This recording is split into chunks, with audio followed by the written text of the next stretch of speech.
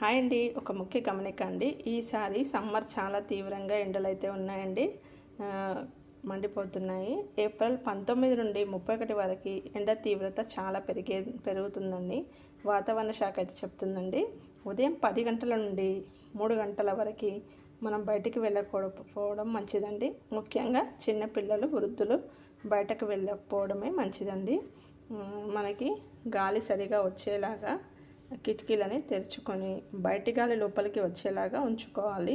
అలాగే ఇంట్లో మొబైల్ వినియోగాన్ని పూర్తిగా తగ్గించాలండి. ఎందుకంటే వేడి తీవ్రతకి మొబైల్ పేలే ప్రమాదం ఉంటుంది.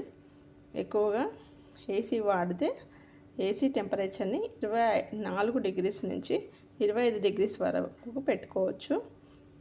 అలాగే పెరుగు, మజ్జిగ, నిమ్మరసం, అదే పళ్ళ జ్యూస్లు తాగడం, నీళ్ళు ఎక్కువగా తాగడం చాలా మంచిదండి.